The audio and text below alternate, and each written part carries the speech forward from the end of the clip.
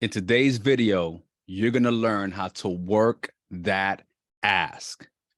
Hello, men of God, and welcome to today's video where I'll be sharing with you some principles about the power of prayer when it comes to wealth creation and financial planning. That title of Work That Ask actually came to me from a sermon that my pastor gave, in which he was diving into this subject of asking, of prayer.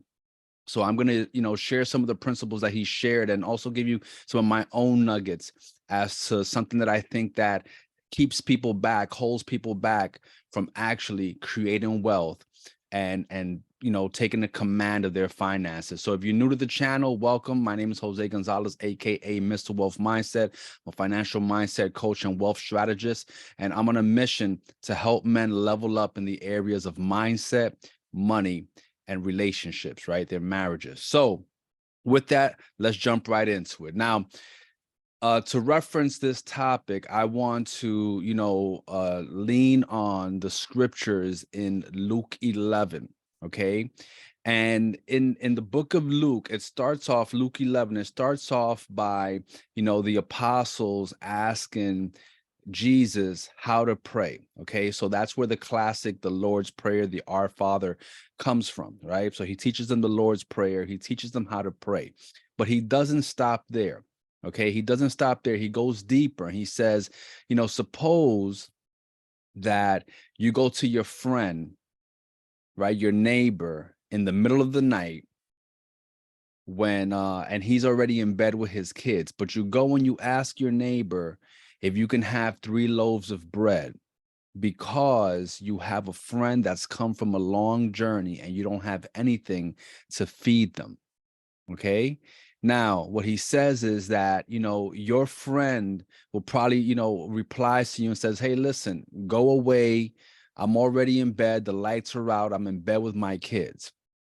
Okay, now he's going to get up and give you that bread, but not because he's your friend, because of your audacious, just relentless asking. Okay, because you insist, because at the end of the day, you're not asking for yourself, you're asking for someone else.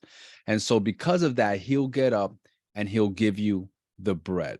Okay, and then Jesus goes on to say, because he who asks receives, he who seeks shall find, and he who knocks, the door shall be open. Now, this is a very popular and well quoted scripture, right? But a lot of times the impact and real meaning, I feel, gets lost. Okay, because a lot of times people ask for things, look for things, but they do it on a very surface level way. And this is especially true when it comes to the area of finances, when it comes to the area of wealth creation, when people have this idea that, hey, I've tried this, I've tried that, it hasn't worked for me. Yeah, I understand it worked for that person, but that doesn't work for me, right? And so I want to dive deep into that, because what Jesus lays out in the scripture is, he lays out a few things. Okay, number one, the fact that in this story that he gave, in this parable, if you will, you are asking not for yourself, okay, but you're asking for someone else. And I think that that's a foundational basis of sometimes when our prayers do or don't get answered, especially in the areas of making money. Okay, oftentimes we want to make money for for ourselves, because we want to have these superfluous things, vanity metrics, we want to keep up with the Joneses. But obviously there's people who make money and live a life of vanity. Okay, however, there's oftentimes when you want to get money, but the purpose is because you want things, and then you get frustrated because God is not blessing that, or you're not having any success in that area. So I think that where this story starts off is very powerful, because it highlights this principle. Okay, when Jesus is teaching you, he starts off the story by saying, imagine that you have a friend that's come from a long journey and you have nothing to offer them, right? So in this case, when this person is going to their neighbor, going to their friend in the middle of the night, right? At a time that's very inconvenient. The middle of the night, they're in bed with their kids. Okay, but why are they doing this? Why are they disturbing their neighbor or their friend? Because they're asking for something else. And I think that that's, very indicative sometimes that when people pursue a goal or ask someone for something, their ask is very weak because they don't, I don't want to bother anybody. I don't want to inconvenience anybody. Now, if you're asking for something for yourself, that might be the case. Okay, that might be the case. You may not want to bother anybody. You may not want to inconvenience anyone. You don't want to be a nuisance. But when you have a why that's bigger than yourself, all right? Mothers understand this, right? Mothers, they do whatever they have to for their children because it's not for them. All right? It's not for them. They're doing it because, the child needs something. And that's sometimes why people in the area of wealth creation struggle because they're doing it for them, right? And because they're doing it for them, they're not willing to bother anybody, to inconvenience anybody. But when you have a why that's bigger, okay, than just you, when you have children to provide for, or you have a bigger goal, a goal to impact people, to help other people, it makes it easier for you to be audacious. It makes it easier for you to be persistent. It makes it easier for you to ask with conviction. Okay. So when you're asking, think about what's your purpose behind this. All right. If it's you, it's going to be easy to give up. But if you have a ask, if you're trying to create impact, if you're trying to help someone else, if you're trying to be of service to others, you're going to be more convicted in that ask. Okay.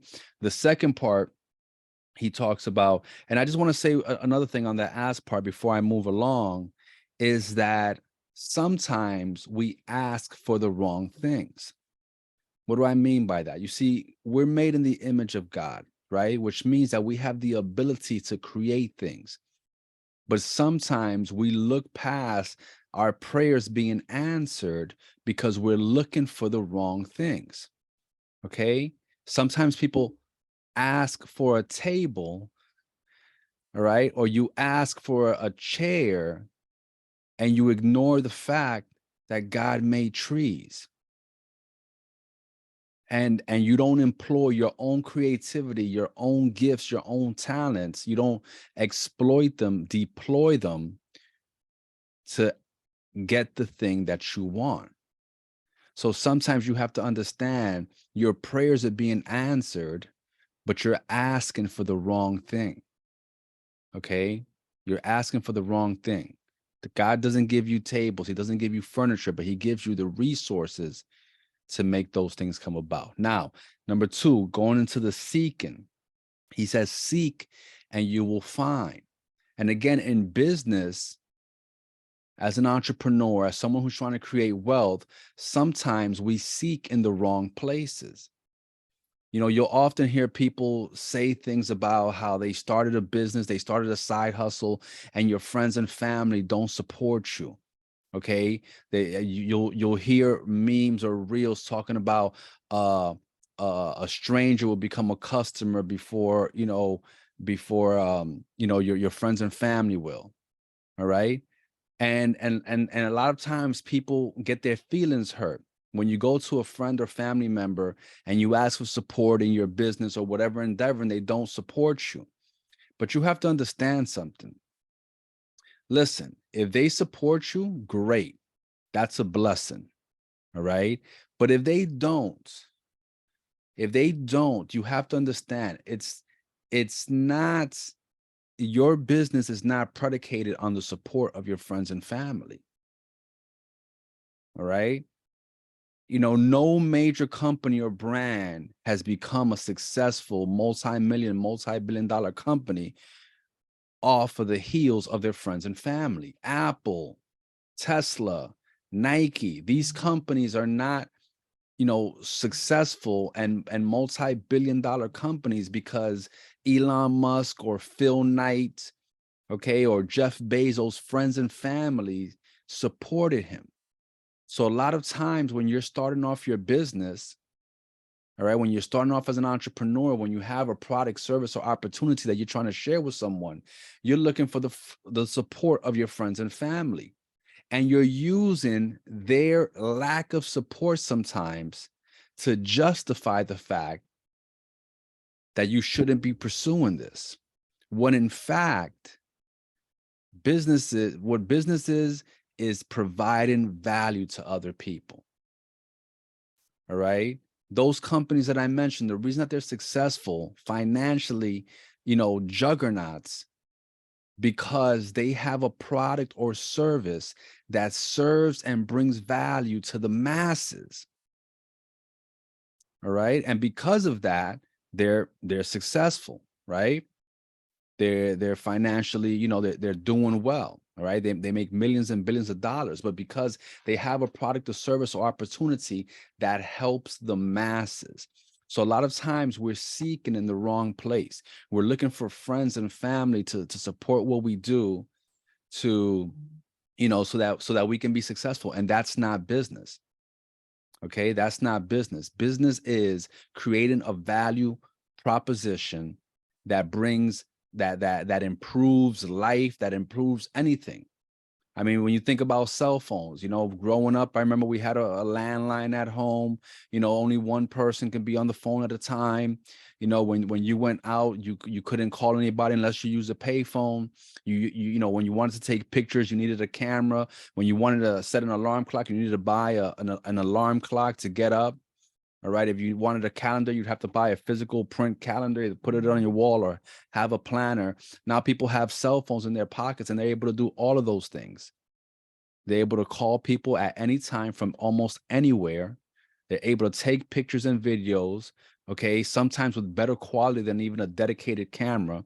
They're able to set an alarm. They're able to see their plans, see their planner. So when someone says, hey, are you free next Tuesday? You can just open your phone and see what your calendar is like. It solves a lot of problems. It brings a lot of value to a lot of people. That's why those companies are successful. So when you're seeking, you'd have to ask yourself, where are you seeking? Okay, where are you seeking? Are you seeking, like the guy in the story didn't go to his friend's house who had no bread, right? He actually went somewhere where the person had 3 loaves to lend them.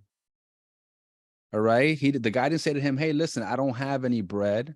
He said, it's late at night. I'm in bed with my kids. But he got up and he gave him the bread. Where did he go seeking? A lot of times people are seeking in areas where you're not going to find what you're looking for. Okay. So we got the ask, we got the seek. Now the knock. All right. The knock. Knock and the door shall be open.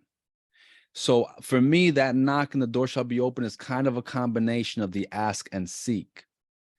And what I mean by that is that, again, for me, the knocking is finding a mentor, finding a coach, finding someone who can teach you, who can guide you, who has the success that you already want and can show you how it's done. All right. Imagine that you wanted to learn how to fly a plane. Now, you could invent aeronautics or whatever. Sure, you can do that. But the easiest way is to go to flight school. Is to find someone who's already a pilot, who can explain to you what the knobs mean, who can teach you exactly how to fly a plane. A lot of times, even when entrepreneurs, even when people decide that they want to get wealthy, that they want to improve in their finances, whether that's improving their credit history, whether that's learning how to invest in any market, right? Whether you want to learn to invest in stocks, bonds, crypto, real estate, precious metals, whatever it is, oftentimes they just kind of go at it alone. Or they find a program or a mentor who's selling a course or a program, and they say to themselves, you know what, I'd rather do this on my own. Now listen, when you buy a course or a program, let me tell you something. When people sell you a course or a program, and I know this because I've sold and I have courses and programs, they're not giving you proprietary information that you couldn't get on your own. All right. You can scour the internet, you can do your own research, you can find 99% of the information in people's courses on your own. The reason that you invest in a mentor or a program or a course is not because they're teaching you something. It's not because they're teaching you something that you couldn't find out on your own. It's because they've brought it all together in a comprehensive way where you have it all laid out on you. So what you're really paying for is not the information, but rather convenience of having all that information organized, categorized, systemized, outlined for you. So you know where to start, what steps to take, and how to get there as fast as possible. I mean, think about this. If anyone's ever bought any furniture from IKEA, right? You know how IKEA works. Whatever you buy, you're gonna pretty much, if you're buying furniture, you're gonna build it yourself. Now imagine that you go to IKEA, you got your first apartment, you're excited, and you go to IKEA, you buy a bed, you buy a dresser drawer, right? You buy the whole bedroom set, and it comes in these boxes. You know you have to assemble it yourself, but then when you open the box, there's no instructions. Now, could you figure it out? Sure, you can probably figure it out. Now, how long would it take you? Okay. So they put the instructions there because it makes it easier. It's not a puzzle. It gives you specific steps. So when you find a mentor, right? When you sign up for a program or a course, that's what you're getting. You're getting the instructions, the user manual for whatever it is that you want to make, for whatever it is that you want to build. But a lot of people, they're like, I don't need the user manual. Okay, I don't need it. Right? We do this when we get our cell phones. People get cell phones. It comes with a user manual. Nobody reads the user manual. Instead, you stumble around your phone. You spend weeks, months figuring it out. And after a while, you'll say, oh, after like 3 months, you'll be like, yo, you know that my phone can do this? I never even realized that. But meanwhile, it was in the manual the whole time. Okay, because people sometimes don't want to get that mentorship, get that instruction, get that guidance. And hey, it's okay. It's okay. But in things that matter, in things that are important, in things that require a level of skill and comprehension, the fastest and most effective way is to find someone who's already built it and follow their instructions. So I hope you found value in this video. If you did, please comment down below. Let me know of the role you think that prayer plays in wealth creation and financial planning, and share this. Share this with people that you feel that can be impacted by this message, by someone that can be moved by what we shared here today. Guys, I will see you in the next video. Peace.